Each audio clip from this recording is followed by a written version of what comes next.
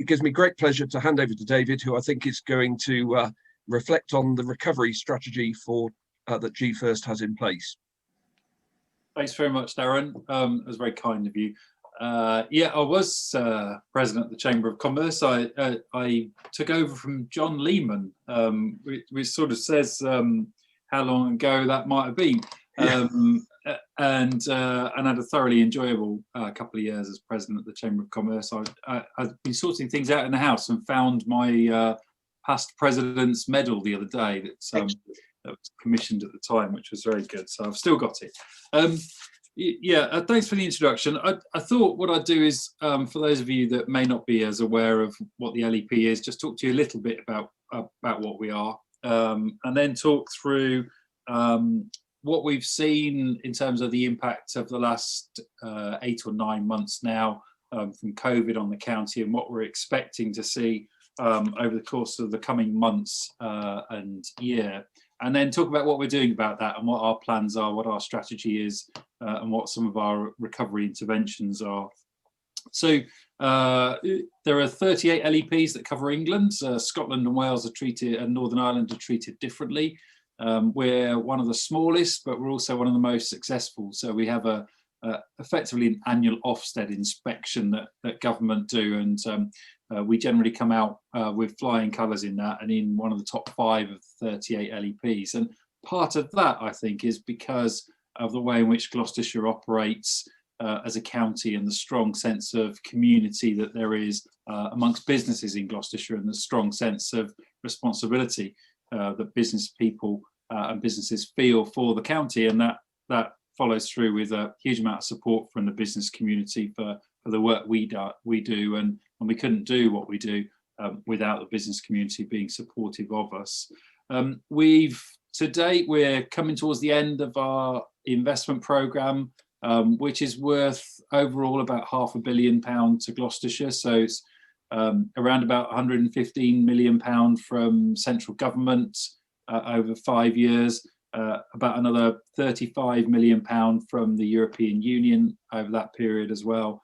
And then the rest is made up of funding that's come in for projects where we've acted as the catalyst, using that government and European funding that's come in primarily from the private sector, but also from our local authority partners and others in Gloucestershire as well. So at the beginning of the year, where were we? Well, we were just kicking off some activity that's supported by central government to raise awareness about what was going to happen as a result of Brexit. We were talking to businesses about what they feared might happen, but also what they expected to happen, and whether there were opportunities that Brexit might present for Gloucestershire. And of course, we then hit March and quickly shifted that activity to focus on what the impact of COVID was going to be on Gloucestershire and providing support. And as Darren says, our Growth Hub network in that process has been incredibly important in both collating information so that we can feed back to government, and we've seen direct results of some of the information that we fed in alongside others in the LEP network across the country, result in interventions from government, announcements by Rishi Sunak and others for support for businesses, but also to get information out to businesses on what was available to them, to make sure that where there was support or is support available, that businesses were benefiting from that. But prior to COVID, what were our challenges and what were our opportunities as a county? Demographics is by far and away our biggest challenge as Gloucestershire. So we've got a population which is ageing at a faster rate than the national average.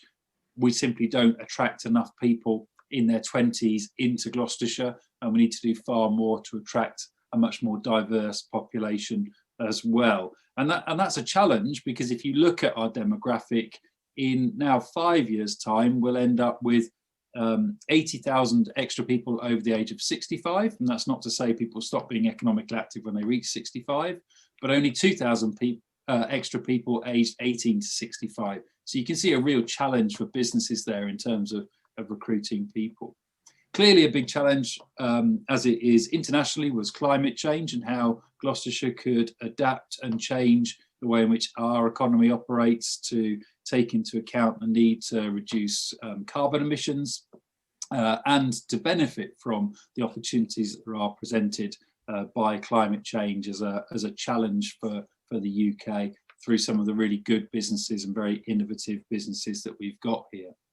We've historically had a mismatch between skills provision and the needs of the economy, and that's got a lot better. Some of that through investments that we've made as the LEP in centres across the county to bring business and skills much more closer together. But there's still much more work we need to do to make sure that the skills offer in Gloucestershire is fit for purpose for you as businesses and for the wider economy as well.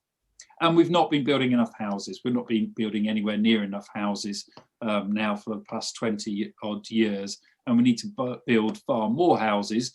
But really importantly, we need to make sure they're the right kind of houses that can shift that demographic and be attractive for different kinds of people. So the quote I always use is that it's really easy to build executive homes in the Cotswolds and sell them at a very good price. It's much more difficult to build houses or housing which is attractive to people in their 20s who want to come to Gloucestershire and build a career and build a life here. But there are some real opportunities and some real strengths in our economy. So we historically have a very resilient economy. We're not over-reliant on one particular sector and never have been. We've never had an economic shock like some parts of the country have had when they have big steelworks closing down and tens of thousands of people losing their jobs, or mining industries collapsing, or car industries collapsing. We've never had that level of economic shock which has been specific to Gloucestershire. Obviously, we've suffered economic shocks when the rest of the UK has all, and we've seen global recessions. We've got a very innovative business community. So there was some research that was done earlier this year, late last year, early this year. This year seems to have been quite a long year, doesn't it? But I think it was late last year actually, that showed that 70% of businesses in Gloucestershire are innovation active, and that's compared to 55% in the UK.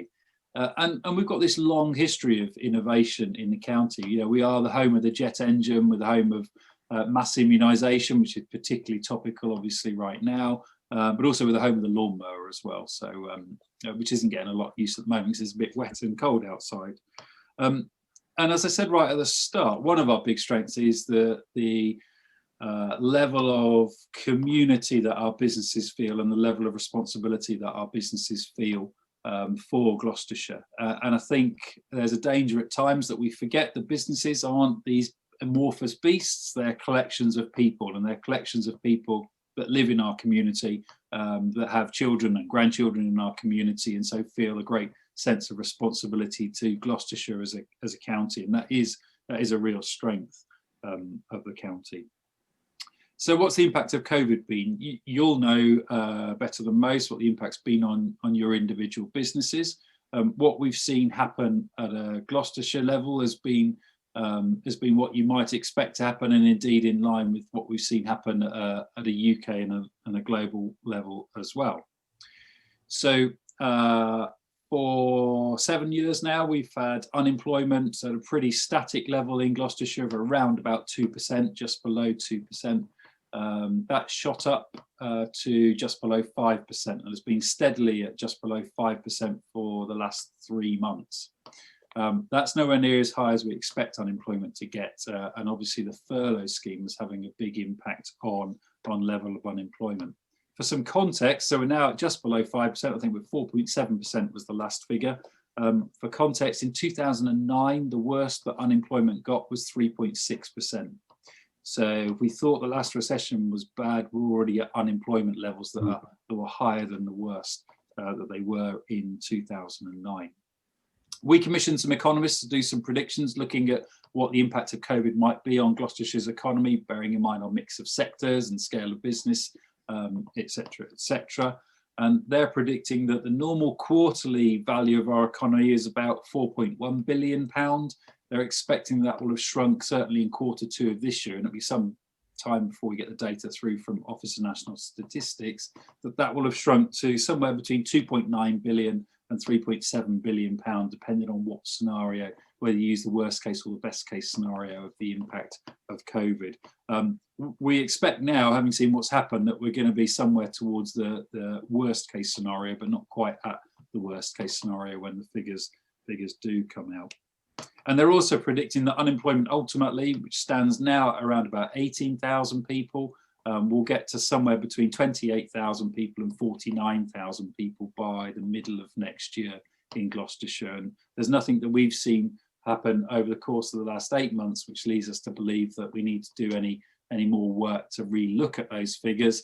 I think what we've seen with furlough, and this is a question that did come up in the presentation last week that Michael was in, what we've seen with furlough is the unemployment can has been kicked down the road a little bit, rightly so, to reduce the shock on the economy, but we're still expecting that unemployment will rise significantly in 2021. So somewhere between 28 and 49,000 is the figure that we're expecting it to get to, again, depending on whether you go with a worst or a best case scenario. And the economic modelling shows that we'll get back to pre-COVID values in our economy and pre-COVID employment levels in our economy by sometime in 2023. So we're some way off getting to where we were at the beginning of this year in terms of recovery for Gloucestershire's economy. There are some positives though, and there's certainly been we've seen some real positives over the course of the last month or so. So in July and August, job postings were 50% lower than the same time last year. Where are we now? We're in December, aren't we? In October, job postings were about 12% below where they were the same time last year. And the November data, which is, just came out this morning, shows that job postings in November were only about 3% down on where they were at the same time last year in Gloucestershire as a whole.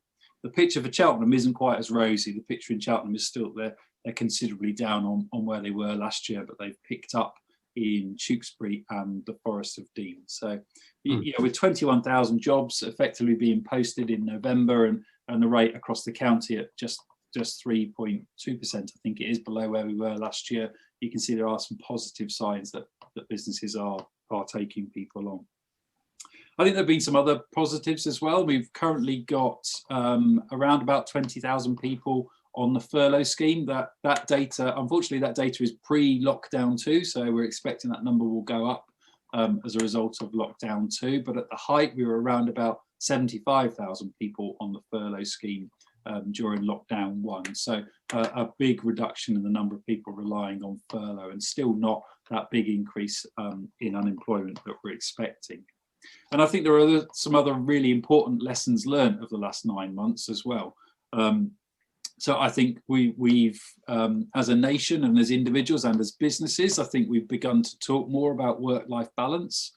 And I think working from home has opened up that discussion and that debate more seriously than we have previously, certainly in this country. I think that knocks on to then a much more open discussion about mental health and challenges of mental health. And I was in a discussion 2 weeks ago with some very senior business people and public sector leaders in Gloucestershire who were openly talking about the mental health challenges that they've had during lockdown 2 and lockdown 1 and the impact that's had on them as individuals as well as on their employees. And I think it can only be a healthy thing that we talk more openly about the challenge of mental health when we know the evidence is that 1 in 4 people every year will suffer from some kind of mental health challenge in their life. The impact on the environment was a positive one. I think it's an interesting one, this one. So clearly in lockdown 1, we all talked about how we could hear birds singing more than we could previously. There was less traffic on the roads. There felt like there was less pollution. Sadly, if you look at the data at a UK level or a global level, CO2 emissions are still going up.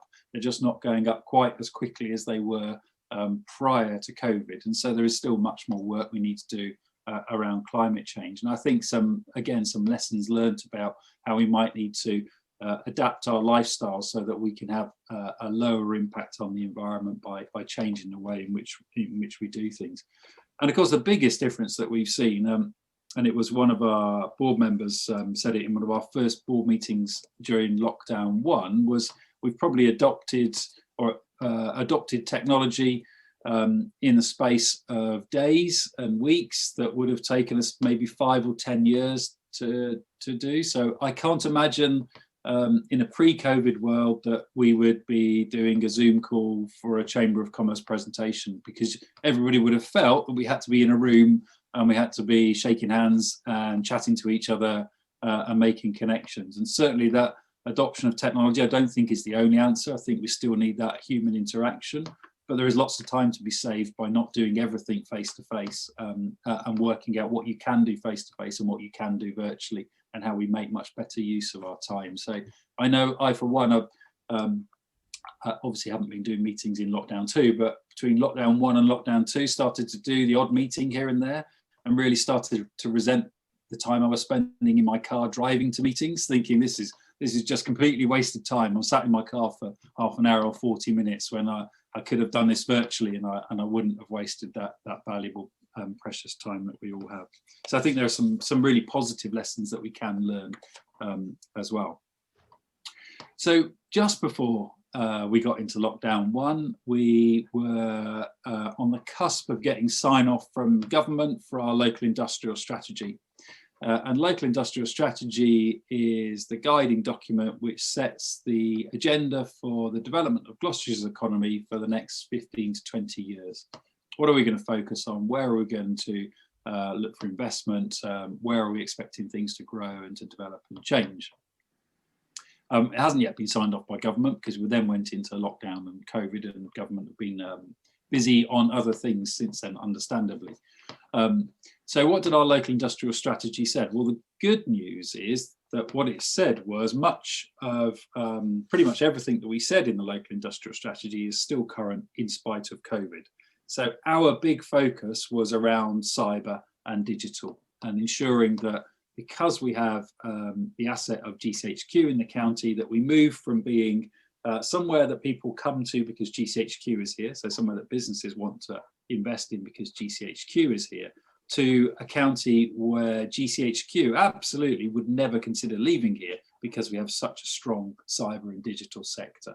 So our focus is on, our primary focus is on how we can make sure that cyber and digital is something which benefits the whole of Gloucestershire, and that puts us on the map both nationally and internationally.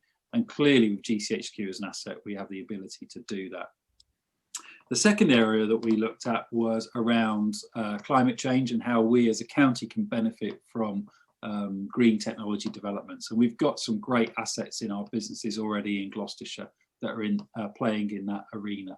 And we want to make sure that we can really benefit from the work that we've invested in down at Berkeley Green in the south of the county, and some of those businesses that are operating right across the county who are developing technology and techniques and processes that will lead to a more environmentally friendly economic future for the county.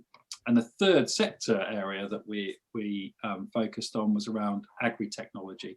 So we've got assets at Royal Agricultural University, Hartpury University and College, and at Camden BRI in the north of the county. And we think there's a real opportunity to build Gloucestershire as a centre for agri-technology development, which becomes increasingly important related to climate change and the supply of food and demand for food as well in Gloucestershire. So we think there's a real opportunity around that area. The other thing that we were very clear about is, so our board, and I can see one of my board members is on the call, which is always a bit nerve-wracking.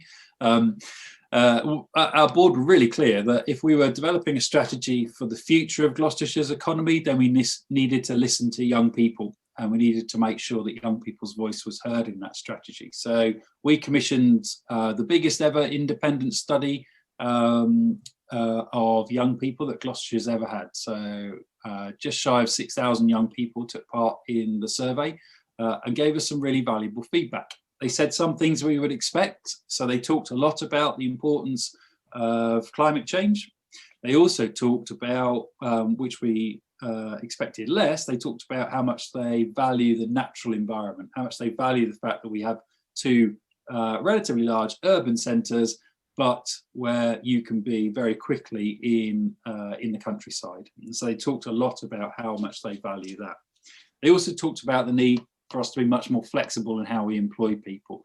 So the aspirations of young people are very different. They're not expecting, and they shouldn't expect, a job for life with one employer. They're also saying that they'd like much more flexibility in the approach to work. And clearly everything that's happened over the last 8 months provides us with some of the tools that enable us to be a much more flexible economy. What we also said was we wanted to look at a modal shift in transport in the county. So aspirations for a mass transit solution between Gloucester and Cheltenham that then stretches out on both sides of the city and town to serve some of the suburbs around Gloucester and Cheltenham. And we're not saying what that solution is because we're not the technical experts, but clearly if we're going to get people out of their individual cars, then we need a better public transport offer than we currently have operating in the county. And this was another challenge for young people who told us that one of the biggest bugbears that they have is the inadequacy of public transport. They can't get to jobs, they can't get to education, they can't go out with their mates because public transport just isn't strong enough. So what does the year ahead look like? I mean, that was the title, so I'm cheating a bit by coming to it at the end. I think we've made a really good start, actually. We're not even in 2021. So we launched a business recovery toolkit, which has gone down very well with the businesses that have used it. We've had further investment into our growth hub offer. We've seen projects come to fruition that will be starting work very shortly. Darren talked about the growth hub for Cheltenham. So the Minster Innovation Exchange is a really exciting project that will come into being during the first, hopefully during the first 9 months of 2021, because we're planning a large event in September of 2021 at Minster Innovation Exchange. So it's got to be open by then. But really good for Cheltenham finally to get a proper growth hub offering that can serve the businesses that operate within and around Cheltenham. So we're really pleased about that. Any of you that travel past GCHQ will have seen the ongoing work on the West Cheltenham Integrated Transport Scheme. It's rather sexily named, but that will be really important to opening up the Cyber Valley and making sure that those 7,000 jobs in phase 1 of Cyber Valley are served well by transport access in and out of the site, and really importantly by cycle access in and out of the site as well. So make sure that we can start that modal shift of how people get around the place. We've also invested in Gloucestershire College in their campus in Cheltenham, so they'll be opening new cyber innovation incubation units next year as well, and further investments elsewhere in the county that we've made from some new funding that came through. I think the key thing is, how do we make sure that we take a whole county approach to developments like cyber? And you've seen plans, you may have seen plans for a project called the Forum in the centre of Gloucester that's come out in the last month or so. Really exciting plans, again focused on cyber and digital, which are complementary to the work that will go on in Cyber Valley and the work that's already going on in the centre of Cheltenham and what Minster Innovation Exchange will take. And I think I genuinely, some of you will have heard me say this before, but for an audience like this in particular, which naturally has a focus on Cheltenham, I think the really important thing is knowing who our enemy is. And your enemy is Cheltenham, isn't Gloucester or Tewkesbury or Stroud. It's people much further afield than that. And the more that we can work together, then the stronger that the whole county's economy will be. And then naturally, the stronger that Cheltenham's economy will be as well. Of course, we've got Brexit just around the corner. Let's hope, fingers crossed, that we do get a deal so we get some real clarity on Brexit, or at the very least, we get a very quick conclusion post the new year so that we can be really clear about how we're going to trade with Europe as soon as possible. That's going to be really important given the level of export activity and import activity that goes on in the county's economy. I think the key thing for us as the local enterprise partnership will be to keep the communication lines open so that we can continue to provide the feedback into government on what the impact of COVID and the impact of Brexit is on Gloucestershire businesses and Gloucestershire's economy, so that we can get the right level of support coming into the county. I think the other thing that's really clear, of course, is that we need to support those businesses who have been able to pivot and change, and we need to make sure that they're getting adequate support to continue to do that. So the digitisation of our economy has come much more quickly than any of us were probably expecting. We need to make sure we keep that pace of change up so that businesses keep current. And if we get another pandemic or we get another economic shock, that businesses are in a much more resilient position to deal with that and manage it. I think the good news is that yesterday saw the first vaccine given in the UK. Maggie from Coventry, who got the first jab, didn't she? Followed by William Shakespeare, which is a bit bizarre. He's from Warwickshire. Yeah. But actually, really good news that we're starting to see rollout of the vaccine, and fingers crossed that will have the impact it has. But I don't think we can be complacent. If you look at the latest set of data for Gloucestershire, I saw a story on Gloucestershire Live this morning saying, will we go into tier 1 on the 16th of December? Looking at the data, I think it's highly unlikely we'll be in tier 1 on the 16th of December.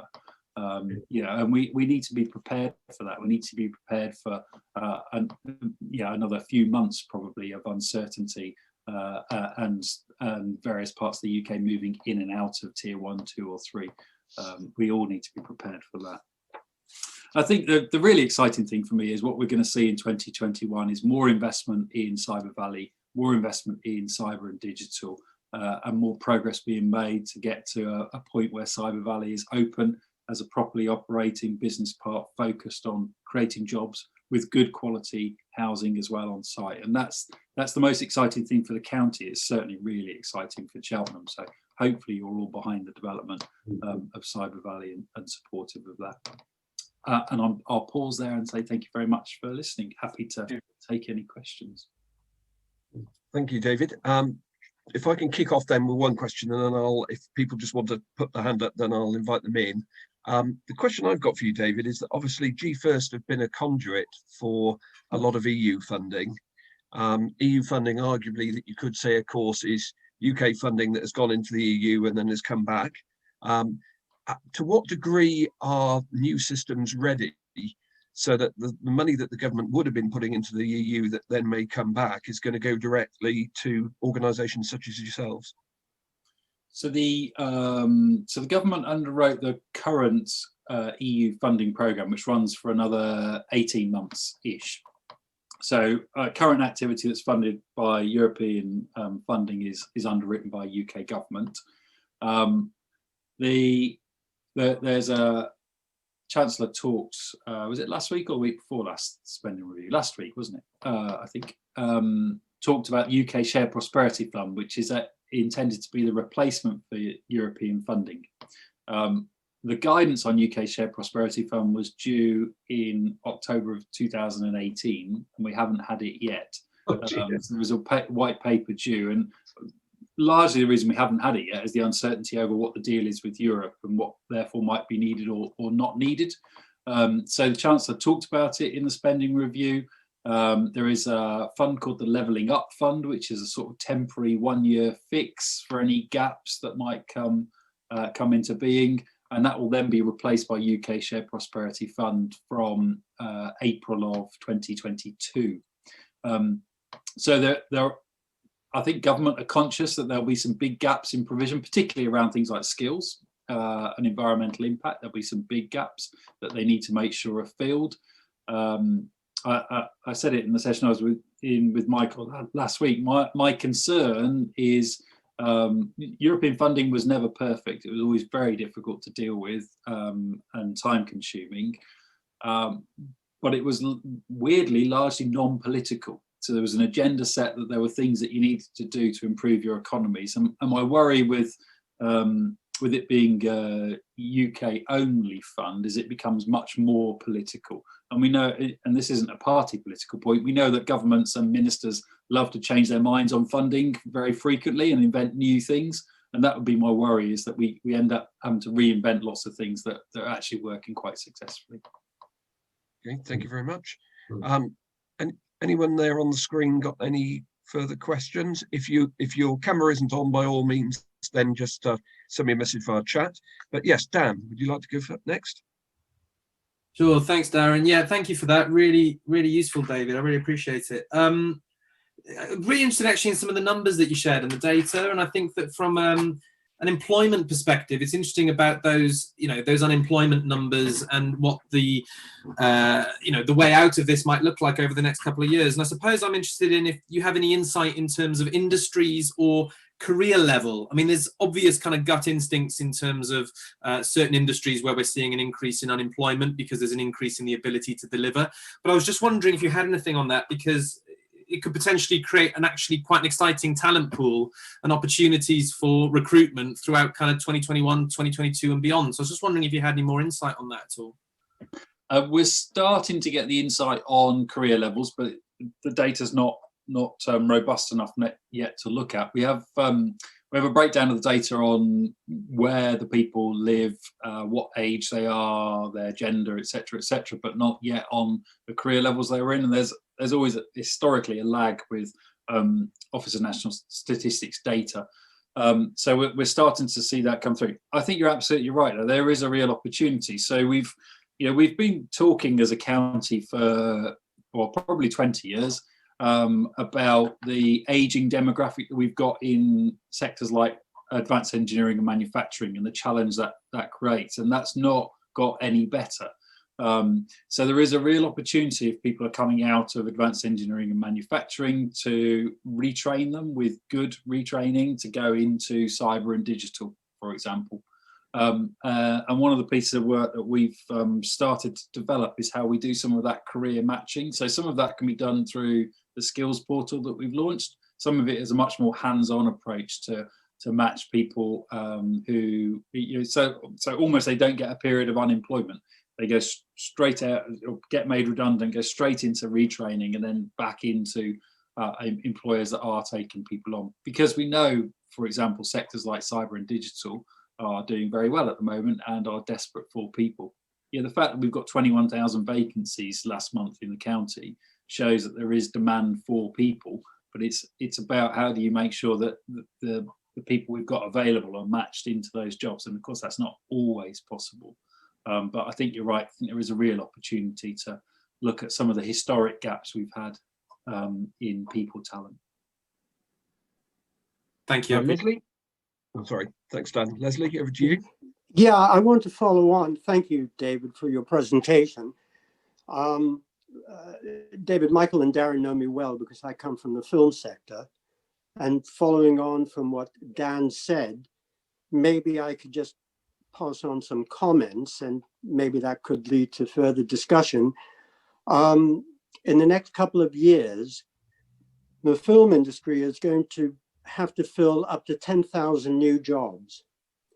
Pinewood Studios, Shepperton Studios, in London, Dagenham and Barking, Reading, and even Bristol are all expanding their studio facilities because the UK is becoming the epicenter of global filming. So when you think about that, 10,000 new jobs, that's quite an extraordinary number. And some of the comments that I would make is in Cheltenham and maybe other towns in Gloucester, there is an opportunity to encourage filmmaking to come here. It's a global competitive market because towns and cities and countries fight to get filming in their location because it's quite lucrative, and they often offer incentives to bring filming to their location because it also offers up the opportunity for jobs.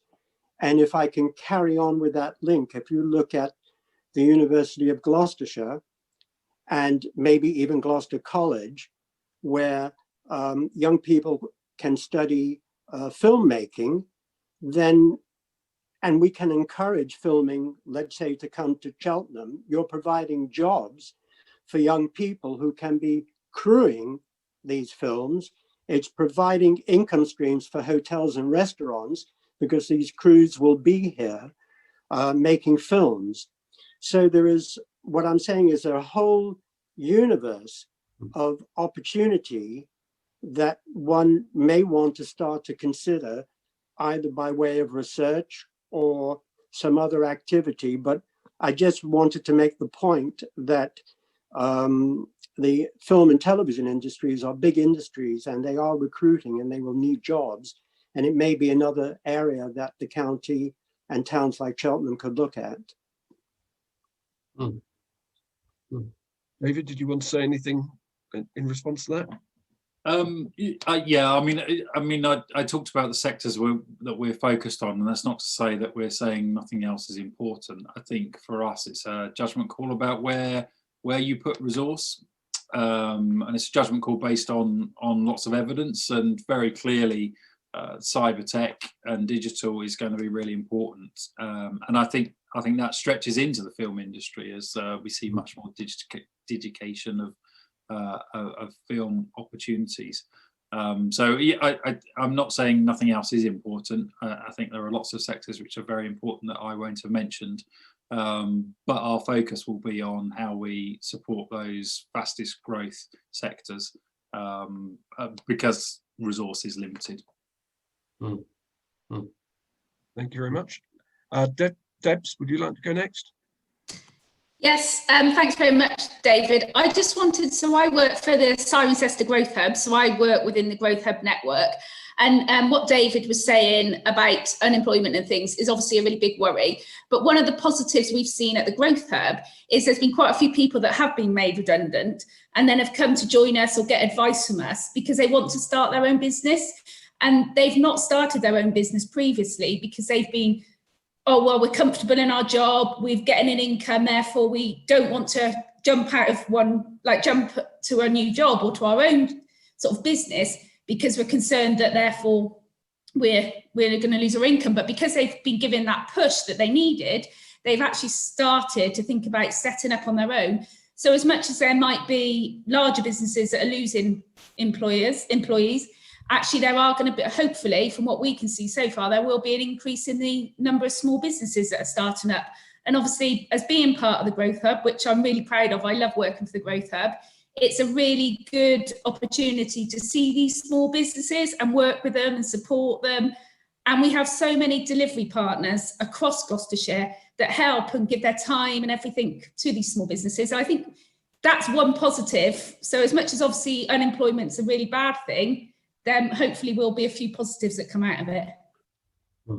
I think that's absolutely right, Deb. I think so. We've looked at how we can up our game in terms of support for startup businesses. So the worst case scenario is someone gets made redundant, gets their redundancy pay, sets up a business that's not thought through. They haven't thought through very well because they're in panic mode and they effectively lose their redundancy pay by setting up a business which isn't going to survive.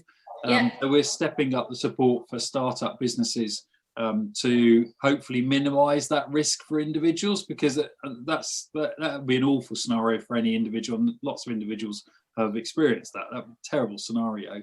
The good news is that our survival rates for startup businesses in Gloucestershire are very good at 1 year, 3 year and 5 year breaks when you look at us compared to national average. So people that set up businesses here are much more likely those businesses will survive. And we need to keep that rate up, is my view, because as I say, the last thing you want is someone being made redundant, spending all their redundancy on setting up a business and then failing. So you'll know, Deb, that we're looking at how we can make sure that we can provide as much support as possible for people that are starting up businesses.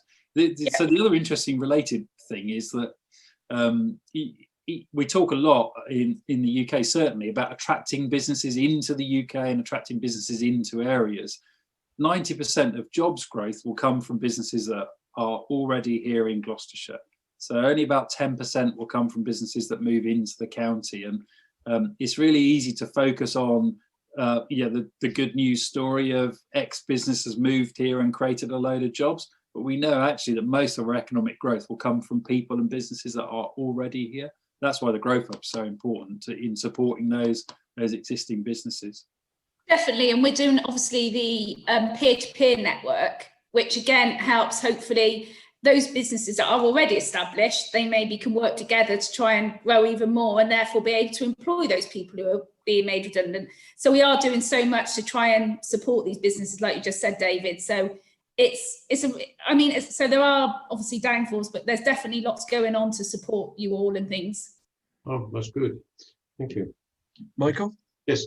David, where is the university in all this at the present time? And how much is it participating, if at all? So I think the university. Well, we've got 3 universities in the county now, of course. Yes, that's true. Based here, and I think all of them have got a really important role to play. Part of the role that they can play is in how we can make the county more attractive to younger people than the current age demographic of people that we attract into Gloucestershire. So I think there's a really important role that they can play in supporting our digital and cyber sector. So it's been really good to see some of the announcements that have been made over the last couple of years from 2 of the 3 universities, so Hartpury University and from University of Gloucestershire, that are investing quite heavily in cyber and digital. That's not a criticism of RAU, it's not what they do. But yeah, those 2 in particular have seen a real benefit for themselves in supporting the growth of cyber and digital in the county. And they'll continue to be important. From our perspective, we're involved in a partnership called the Western Gateway, which is an alternative to the Northern Powerhouse or Midlands Engine that you might have heard of. And that stretches from Swansea through Cardiff, Newport, Gloucestershire, west of England, Swindon and Wiltshire. And one of the benefits of that is where there are gaps in what our current higher education provision provides in Gloucestershire, they're generally filled by universities in that Western Gateway partnership. So it means that we can bring in some of the skills and knowledge that other universities bring to bear that our providers don't have, and vice versa. And University of Gloucester are involved at the moment. We've been working with them, and it's Bristol, Bath and Cardiff in a large proposal for a cyber-based innovation centre at Cyber Valley through a fund called Strengthening Places Fund. So we'll continue to support them in doing that. We heard just previously, we had the head of the business school from the university speaking, and they're about to launch a program where they will provide students free of charge to businesses. Now, the problem previously is that we know the vast majority of companies in Gloucestershire SMEs with under 10 employees, and the high cost of employing undergraduates and graduates from the university when it was running at sort of between 12 and 15,000 pounds a year was just not achievable, acceptable. So the fact that the universities decided to encourage its students to participate and with little expense to local employers, I think is an excellent way forward, and we need to encourage that. And I well imagine the LEP is encouraging that. But we need to get that out to all employers in the county so they become aware of it. Yeah, I think some of the things that University of Gloucestershire do are world's best kept secret. So I've had a couple of meetings with Dan, the new head of the business school now, and he was telling me that, bearing in mind the LEP are based in the business school building, that's where our offices are. He was telling me about services that they provide to business that I had no idea, and none of my team had any idea they were providing. And Dan, to be fair, put his hands up and said, "Yeah, I know. We've been terrible at publicising some of these really good services that they can provide for businesses." So I've got regular meetings in with Dan to see how we can help support and get messages out for the university, because I think you're right, Michael. I think there's some really good talent that businesses could be using if only they knew. Yeah. So we need to do much more to help them in publicising that. And we're more than happy to play our part as the chamber in Sheldon, of course. Yep. Good. And any other questions? Looking around. Yes, Ruth. Over to you, Ruth. Oh, are you on mute?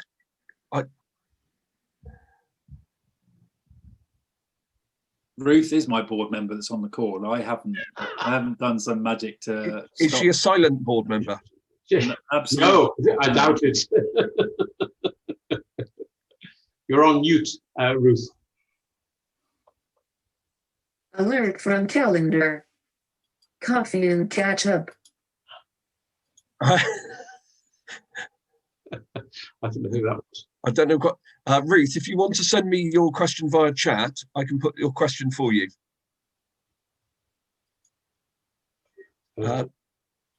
Any other questions? Hmm. Well, I'm just, yeah, John Leamon. John, Yeah, You're on mute, John. I'm unmuted. Hopefully you can hear me. Thank you, Darren, and thank you, David. Very impressive presentation, as always.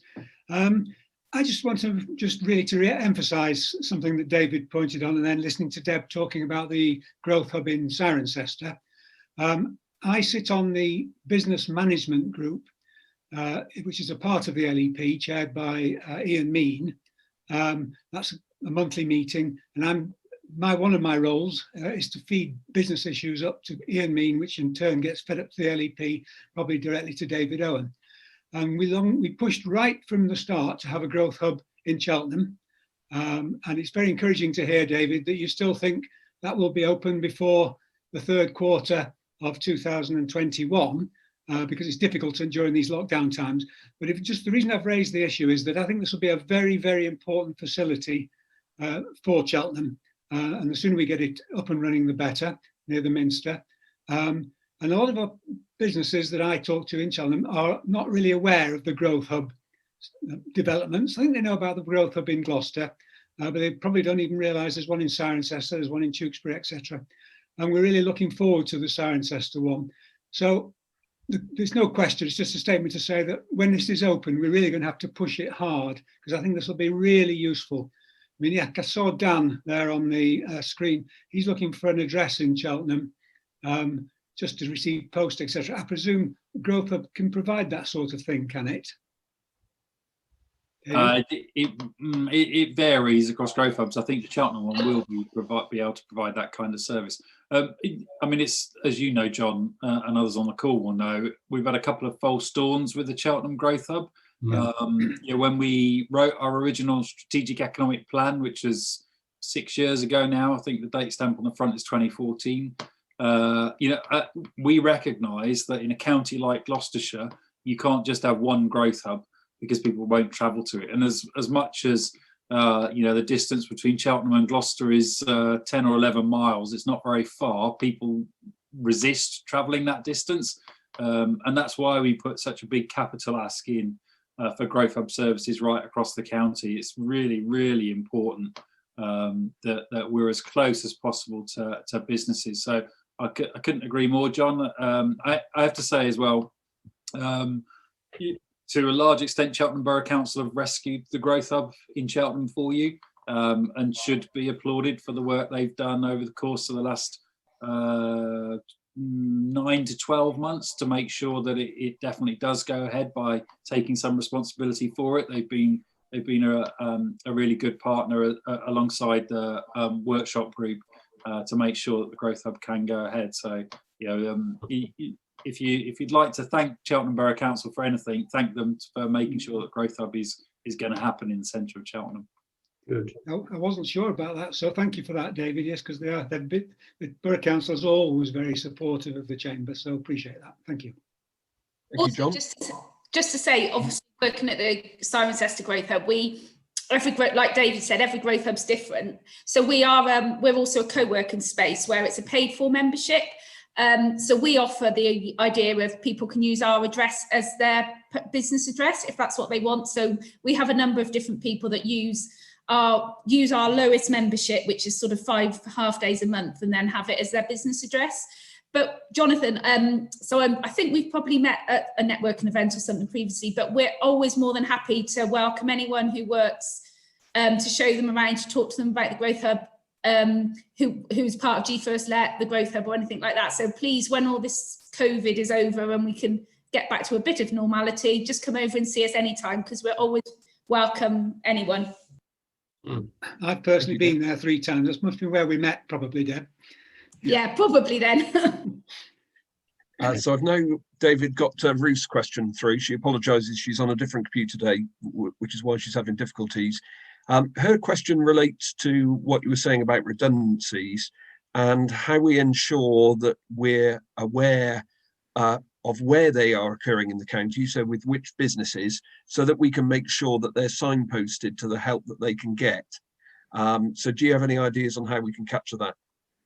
Yeah, it's a really important issue, and it's always a challenge. So Some of that is done because we've got our Growth Hub offer operating right across the county. So we hear on the Growth Hub grapevine that certain businesses are in difficulty or about to be in difficulty.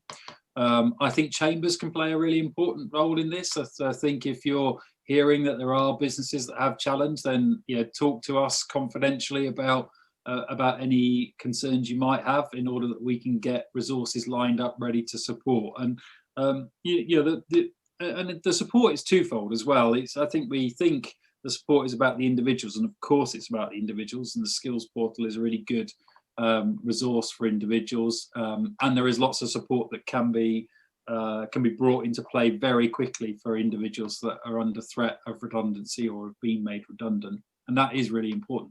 It's also support for the business and for the business leaders who, not many people choose to make people redundant or want to make people redundant, and it can be a very lonely time. I know from personal experience, at times we've had to make redundancies in the LEP, and it's not an easy thing to do. And so that support network for the business leaders through the process as well, and using our Growth Hub resources to make sure that that business is getting support so that the business can survive, even if it does have to make some redundancies, is really important. But I think chambers can play a really important role in just any of the intelligence that you're picking up about what's going on the ground, because we will do our best, and our Growth Hub teams will do our best to get as much information as we possibly can, but there will be people that we're just simply not in touch with because of the scale of the county.